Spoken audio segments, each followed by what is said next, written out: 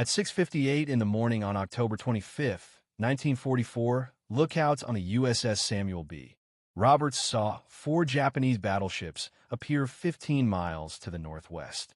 The destroyer escort was sailing near Samar Island in the Philippines. The Roberts weighed 1,745 tons and had 2 5-inch guns. It had a crew of 224 sailors who had been working together for exactly 5 months and 27 days since the ship started serving. Leading the enemy group was Yamato, the biggest battleship ever built. It weighed 72,000 tons and had 9 18.1-inch guns that could shoot shells weighing 3,200 pounds up to 25 miles away. Lieutenant Commander Robert Copeland picked up the intercom microphone and told his crew what was happening. A large Japanese fleet had been spotted 15 miles away. For battleships, 8 cruisers and many destroyers were all heading straight toward the American task force. Copeland told them this would be a fight against huge odds where they probably would not survive. They would cause as much damage as they could. The Japanese center force had 23 warships. For battleships, 6 heavy cruisers, 2 light cruisers, and 11 destroyers. Their total weight was 200,000 tons. Fighting against them were 6 American escort carriers made to fight submarines, protected by 3 destroyers and 4 destroyer escorts, 7 small ships. Their total weight was 25,000 tons. The Japanese outweighed them 8-1. Admiral William Halsey had taken every American battleship north overnight, chasing Japanese carriers. He left Taffy 3 alone off Samar. American intelligence reported the Japanese center force was retreating after yesterday's air attacks. They weren't retreating. At 3 o'clock in the morning, they had gone through San Bernardino Strait without being seen. Now they were here, closing in at 30 knots. Escort carriers could only go 18 knots maximum. They couldn't outrun battleships. In the Pacific Wars so far, 53 destroyer escorts had been put into service. None had ever fought enemy battleships. The rules said they should protect convoys against submarines, not charge at battleships. In the previous 3 months, Japanese naval forces had sunk 4 American escort carriers at the Battle of the Philippine Sea. The normal survival rate for carrier crews in surface fights was 40%. 1,200 sailors had died in those battles.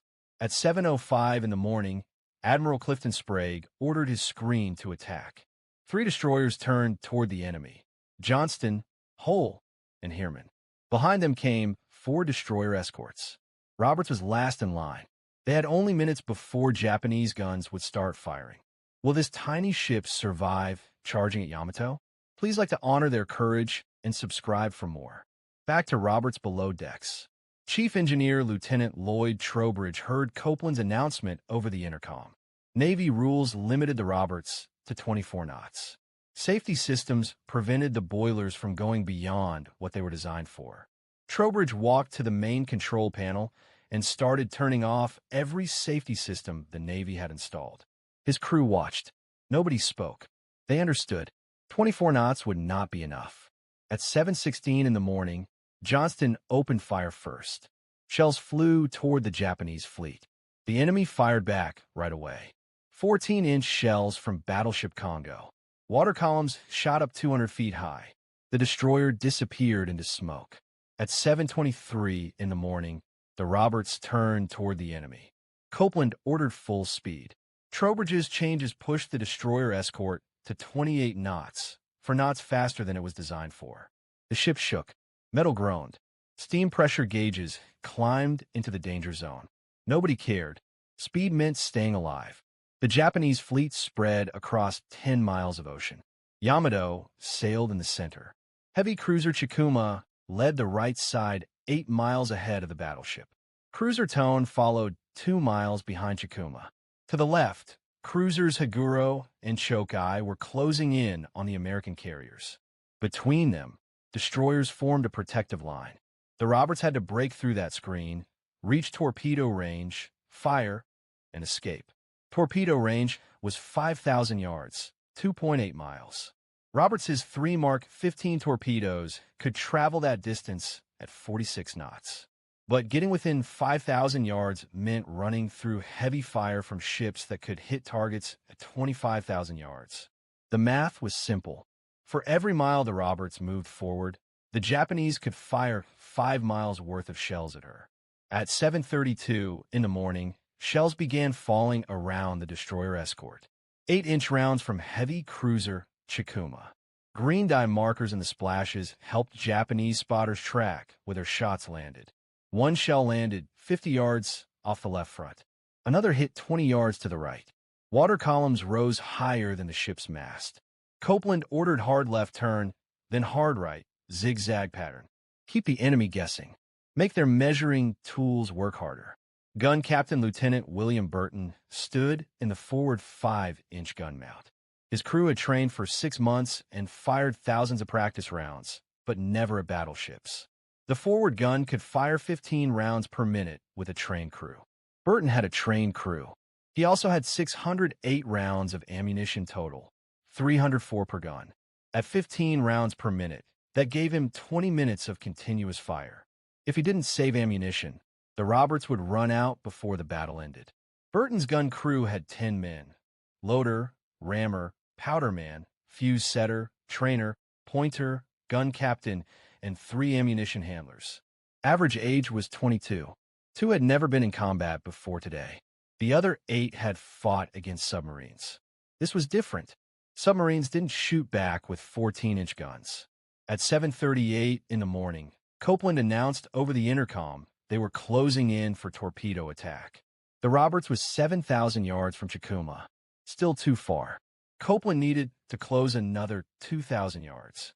2 more minutes at 28 knots. 2 more minutes of shells falling around his ship.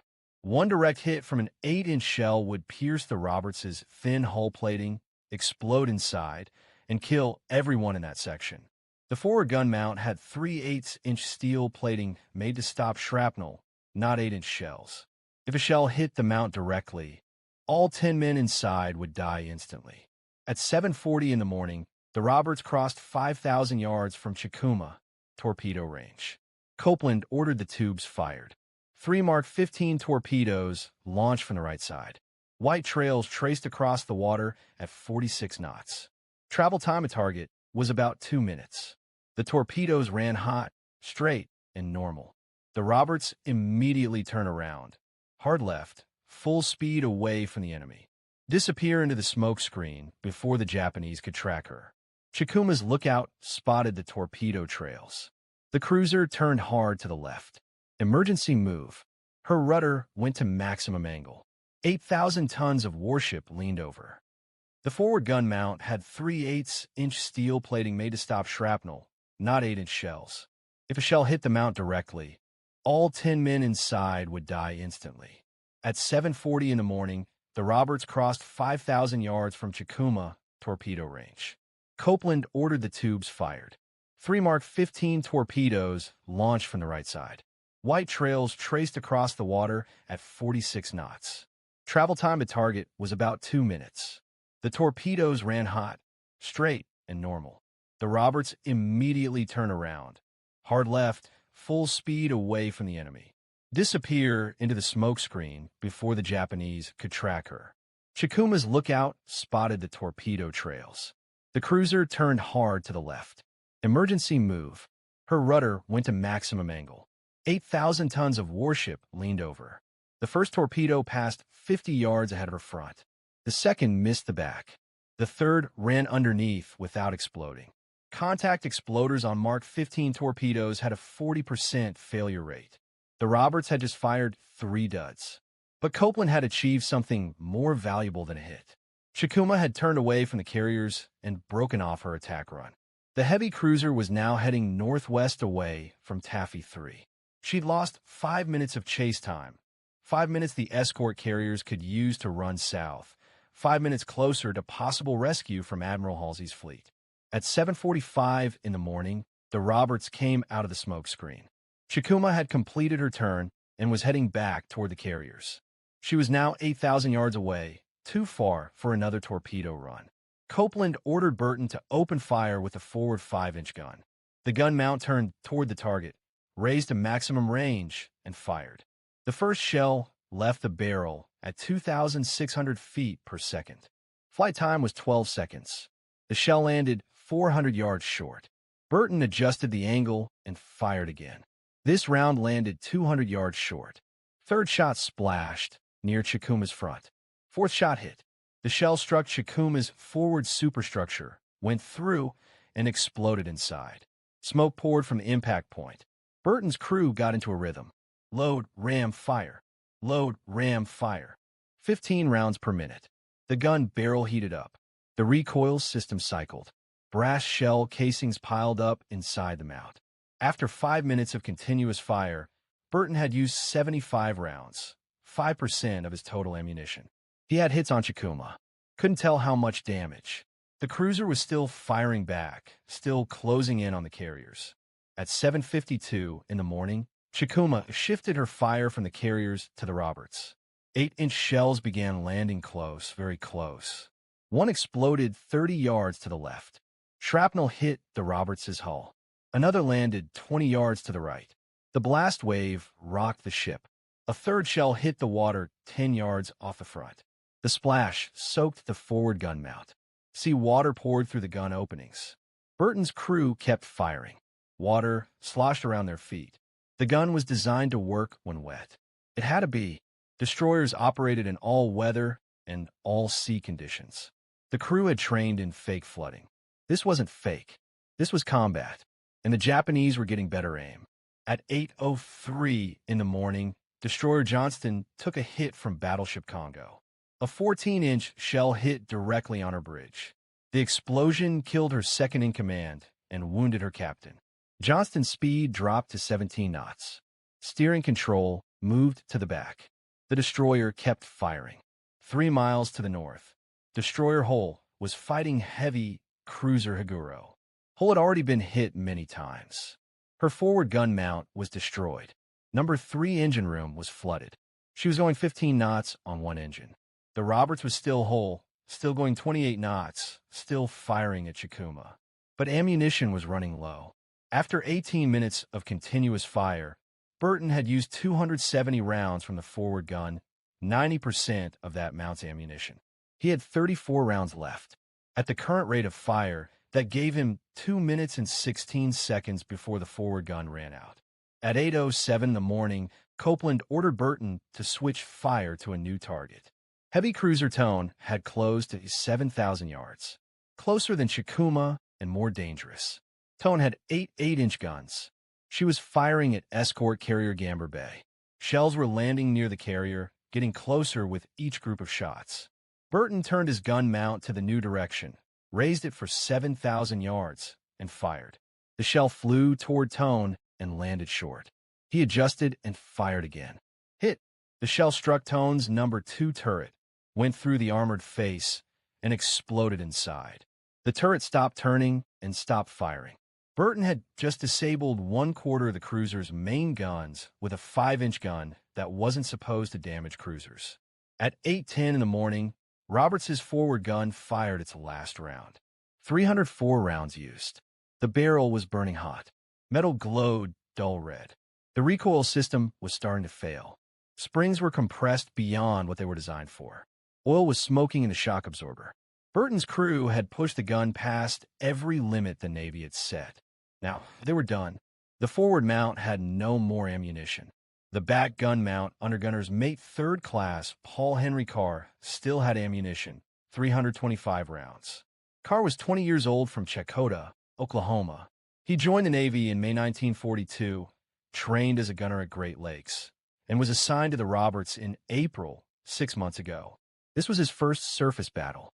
His gun crew had 10 men with an average age of 21. They'd been firing continuously since 7:45, 25 minutes, 324 rounds used. 1 round remaining. At 8:15 in the morning, the Roberts' luck ran out. 3 Japanese heavy cruisers had her surrounded. Chikuma to the north, Tone to the northeast, Haguro to the northwest. They were closing in. 6,000 yards, 5,000 for 1,000. The Roberts was running out of space, running out of smoke, running out of time, and she was about to take her first hit. At 8:20 in the morning, An 8-inch shell from Chikuma struck the Roberts in the middle on the left side. The shell went through the thin hull plating, traveled through the kitchen, went out the right side without exploding, and punched a hole 3 feet wide. Seawater began flooding the lower decks. Damage control teams rushed to seal the opening, stuffed mattresses into the holes, and propped up bent walls. The Roberts tilted 5 degrees to the left. 2 minutes later, a second shell hit. This one exploded. The blast tore through the crew's sleeping area and killed 6 men instantly. It broke steam lines. Superheated steam filled the hallway and burned 4 more sailors. The Roberts' speed dropped to 24 knots, then 20. One boiler was offline. Trowbridge was fighting to keep the other one running. At 8:25 in the morning, Paul Carsback gun mount lost electrical power.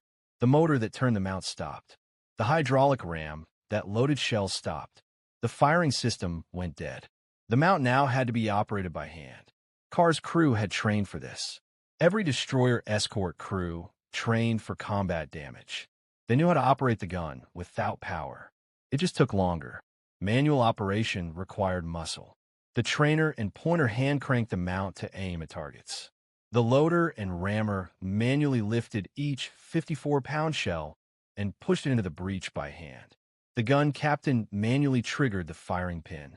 Rate of fire dropped from 15 rounds per minute to 6, maybe 7 if the crew was fast. Carr's crew was fast. They kept firing. They cranked the mount toward tone, loaded a shell, pushed it in, and fired. The recoil system absorbed 8 tons of backward force. The mount shook. The deck plates bent. Load another shell. Push it in. Fire. 6 rounds per minute. The gun barrel was glowing red now. Heat spread through the mount. Temperature inside reached 130 degrees. The crew was soaking wet from sweat, sea water from near misses, and steam from broken lines below decks. At 8:30 in the morning, disaster struck the back mount. A powder charge cooked off, spontaneous fire from the overheated breech. The explosion tore through the gun mount, killed 3 men instantly, and wounded 7 others. Shrapnel ripped up the inside. The blast threw Carr backward against the wall. A jagged piece of steel caught him from neck to stomach and ripped him open. He fell and landed on the deck. His intestines were showing. He was dying, but Carr wasn't finished. He looked at the ammunition rack. 1 shell remained, the last round in the magazine. He crawled toward it and grabbed it. 54 pounds. He couldn't lift it alone, couldn't stand. He held the shell against his chest. Blood poured from the wound. He looked at the breech, looked at his crew. They had to load this shell, had to keep firing. Machinist, mate second class Chamar Goheen found Carr holding the shell, begging to load it. Goheen took the shell from Carr's hands and tried to help him away from the destroyed gun mount. Carr refused to move. He kept pointing at the breech, kept trying to make Goheen understand. Load the shell. Fire the gun. Keep fighting. Goheen set the shell down and dragged Carr away from the mount. The gun was destroyed. The breech was shattered. The firing system was gone. There was no way to fire that last shell. Carr didn't understand. Or maybe he understood and didn't care. He died 5 minutes later, still trying to get back to his gun. At 8:35 in the morning, the Roberts took another hit. A 14-inch shell, either from Congo or Haruna. Both battleships were firing at the destroyer escort now. The huge shell struck the right side, went into the number 2 engine room, and exploded inside. The explosion tore a hole 40 feet long and 10 feet wide in the hull. Seawater rushed in. The engine room flooded in 30 seconds. 8 men were killed instantly. The Roberts' speed dropped to 10 knots, then 5, then dead in the water. Copeland ordered all remaining crew to go up on deck. The ship was dying. No power, no steering, 3 feet of water in the lower decks, fires burning in 4 sections. The Roberts was sinking from the back, going down. At 8:45 in the morning, more shells hit. 6-inch rounds from light cruiser Noshiro. 8-inch rounds from Haguro. The Japanese were pounding the helpless destroyer escort. Each had killed more men and wounded more. The Roberts had become a sitting target. At 9:10 in the morning, Copeland gave the order to abandon ship. 115 men were already dead or missing. The remaining 109 sailors began going over the side. They had 3 inflatable life rafts. 2 had been destroyed by shell fire. 1 remained, designed to hold 16 men. They put the wounded in the raft. Everyone else went into the water. 3 floating nets drifted nearby. Men hung onto them, held on to anything that floated.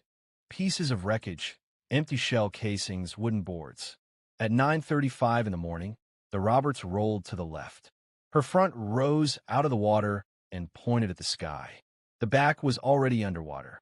She hung there for 10 seconds, then slipped beneath the surface. Back first, the front followed.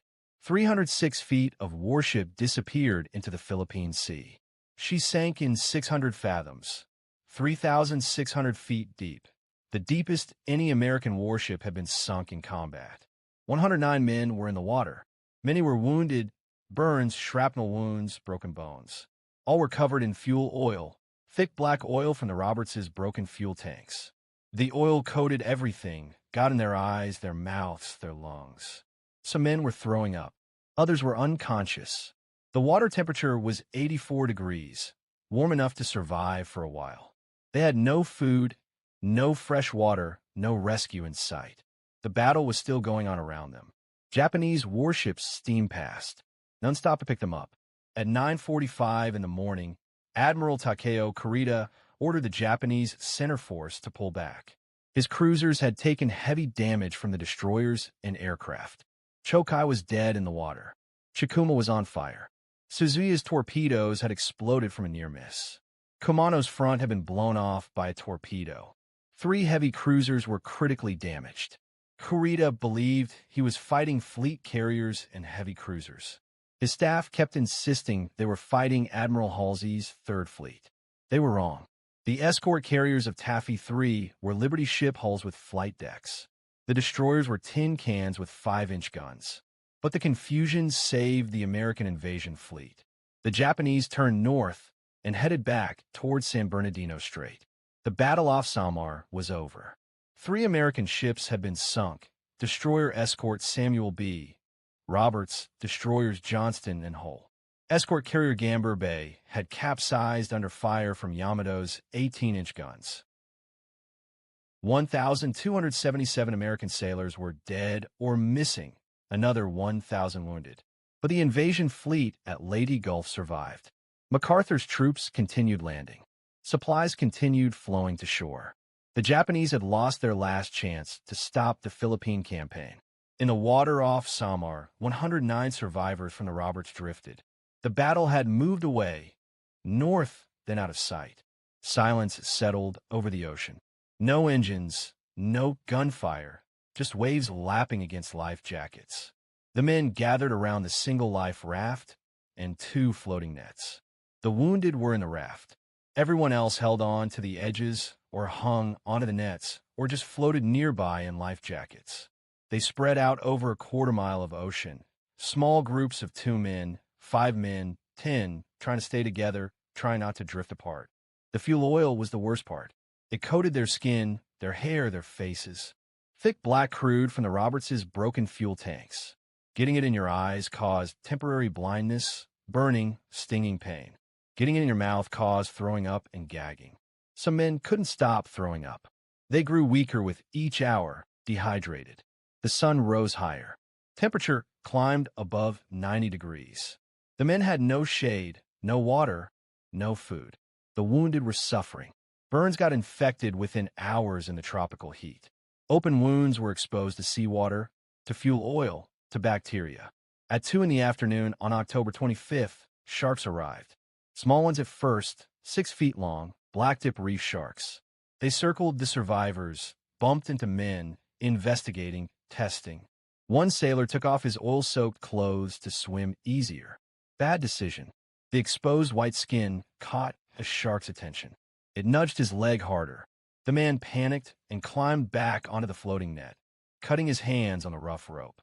Later, larger sharks appeared, 8 feet, 10 feet, tiger sharks, bull sharks. They came closer, more aggressive, more interested. Survivors couldn't confirm if sharks killed anyone, but 2 men disappeared during the first night, just gone. The others heard splashing, thrashing water, then silence. Nobody wanted to think about what that meant. Night brought cold, relative cold. The water temperature dropped to 78 degrees. Not dangerous, but uncomfortable. After 12 hours in the water, men shivered. Hypothermia set in for the wounded, their core temperatures dropping. 3 more died during the first night from wounds, shock, and exposure. Their bodies were pushed away from the raft, drifted off into darkness, and disappeared. October 26th brought more sun and more heat. Dehydration was critical now.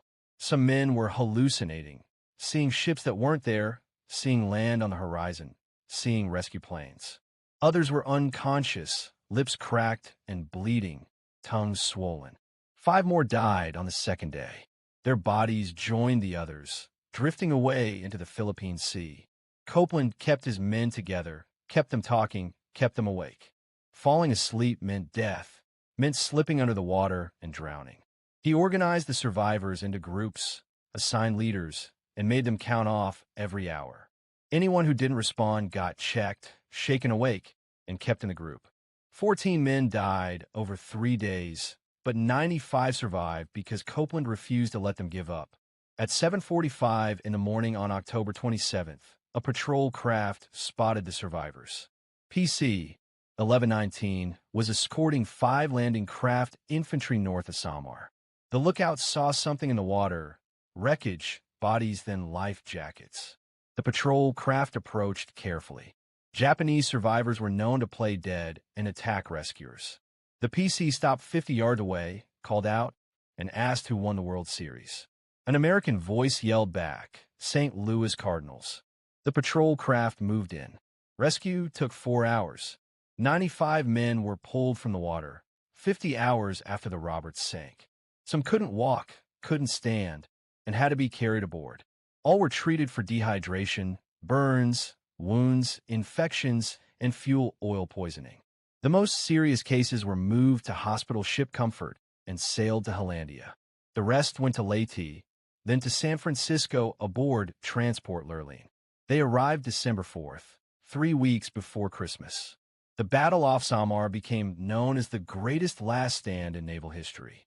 7 small ships had turned back 23 warships, saved an entire invasion fleet, and prevented a disaster that could have made the Pacific War last months longer. Admiral Chester Nimitz called it the Navy's finest hour. Historian Samuel L. Morrison wrote that no battle in naval history showed more bravery. The Roberts received the Presidential Unit Citation.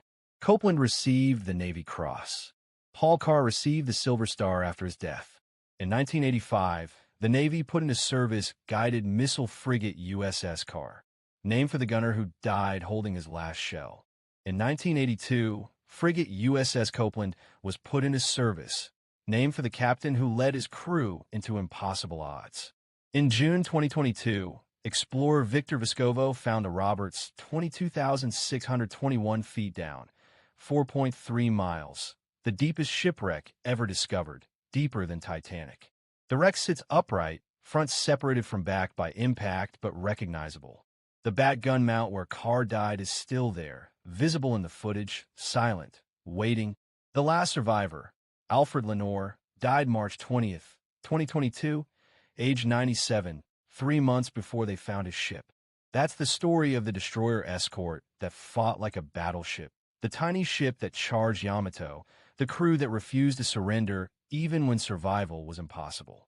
If this story moved you, hit that like button to honor their sacrifice. Subscribe to keep these forgotten heroes remembered. Turn on notifications so you never miss a story like this. Drop a comment and tell us where you're watching from. Do you have family who served in World War II? Share their story below.